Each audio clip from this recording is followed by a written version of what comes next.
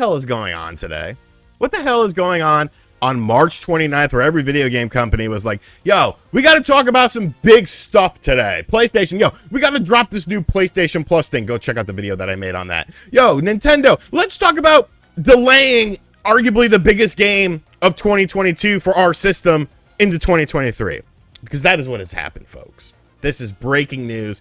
Literally, as I was uploading the PlayStation video, Nintendo announced this with a little brief thing that we've seen actually before with the whole Metroid Prime situation with Metroid Prime 4, where somebody comes out and does like a little talk about it. And yes, The Legend of Zelda Breath of the Wild sequel, Breath of the Wild 2, whatever you want to call it, the game that supposedly some people were saying already had a name.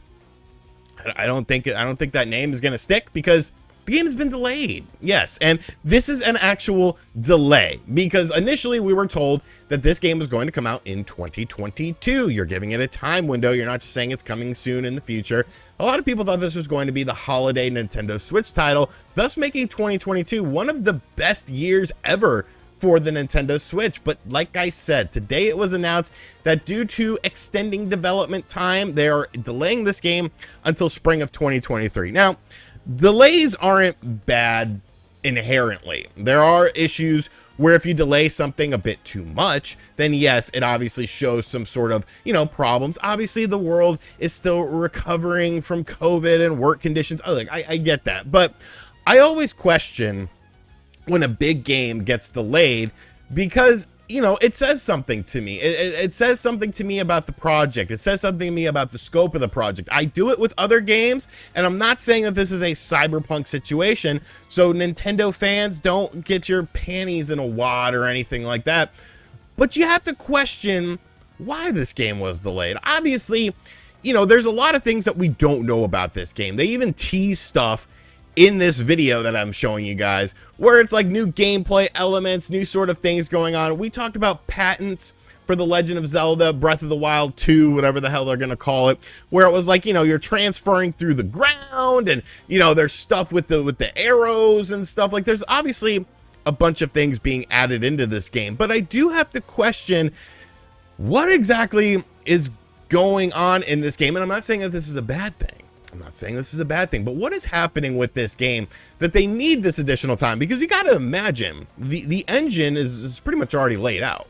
Like, you're taking Breath of the Wild and you're expanding upon that. When you look at the turnaround for games that have done that before with, of course, Majora's Mask Ocarina of Time to Majora's Mask, the turnaround wasn't really all that long for the game, and they both felt like very distinct experiences. Now, you could factor in that this was originally a Wii U game that was, ported to the Nintendo Switch because the Wii U was a failure and no one was buying it, and they wanted people to buy this game.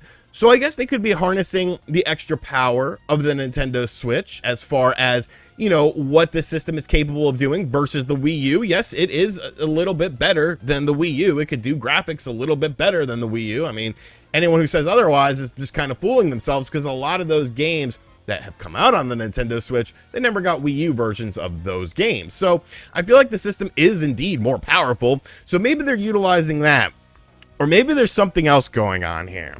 And we have to talk about it. We have to because, like I say, where there's smoke, there's fire. And with a lot of things, there's been smoke and then we've seen the fire. When you look at how The Legend of Zelda Breath of the Wild 1 launched, it launched on brand new hardware on day one. It was right alongside the Nintendo Switch, thus propelling the Switch into the stratosphere of, system sales. We're allegedly at the halfway point of the Nintendo Switch development cycle. With that being said, you have to imagine that there's new hardware in the mix, a refresh, a revision, something besides just an OLED screen. Is this coinciding with something like that? I'm not saying it is. I am not saying it is. I am just simply throwing the idea out there because the system isn't going to last forever.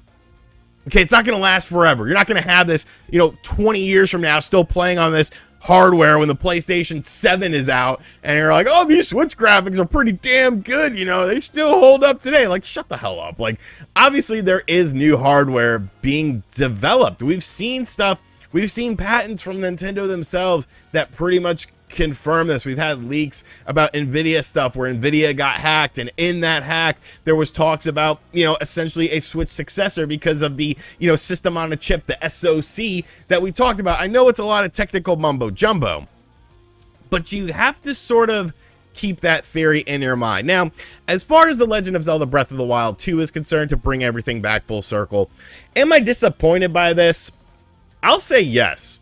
I will say yes, because as much as I liked Breath of the Wild and thought it was a fantastic game, you know, to me, Ocarina of Time is still the king of Zelda games because of what it brought to the table. You know, it transferred the 2D to the 3D, and it did it so seamlessly. And Breath of the Wild is a fantastic game, but at times it kind of doesn't feel like a Zelda game, and that's not a bad thing.